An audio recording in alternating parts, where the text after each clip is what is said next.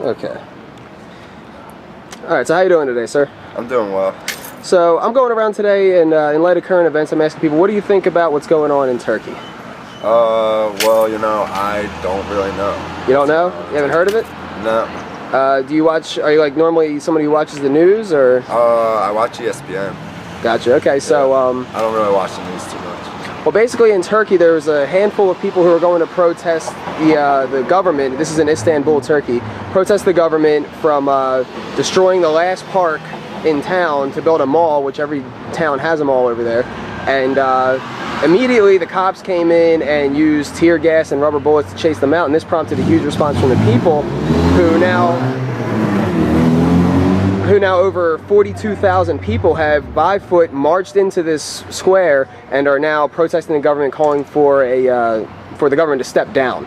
And they're being met with force. They're having tear gas used against them. They're basically being run over by tank-like vehicles. Just a lot of police brutality. What do you think about that? Well, number one, I'm all for parks. I wouldn't suggest taking out the last park in the area to put up a strip mall. You can find another place to put up the strip mall. I'm not sure if police brutality is the best way to handle it. You should probably find another means. Nobody likes getting hurt, and I think it'll probably just make the matters worse over there.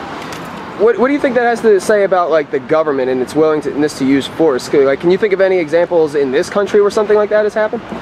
Well, really, when there's any kind of ruckus or riot, there's going to be force involved. I feel like it's the matter of how extreme the force is. I think that's where you draw the line.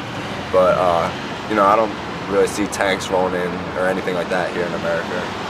Well, they already are used a lot of times. Like during the G20 summit in Chicago, they used tanks with what's called LRAD, which stands for long-range acoustic device, which uses very high-frequency noise to literally drive people away. If they cranked it up high enough, it can induce vomiting, internal ear damage, and things like that. But you would say that there's always going to be force involved when there's a ruckus. What does that say about the government and its relationship with force and violence?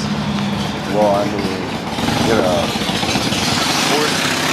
force and violence is always, I feel like it's always going to have, it's always going to be there, and it's just a matter of keeping yourself out of those situations and trying to prevent it the best that you can. And how do you do that? I don't really know. That's probably a good question for the president. So, because what I'm getting at with that question is not engage in certain activities that would be against the law. Well, what if those laws are against peaceful activities? Doesn't that mean that the government is by definition a forceful entity? Yeah, they're using force in a different way. It's not necessarily a physical force. It's a type of force where they're just using their power to control the people.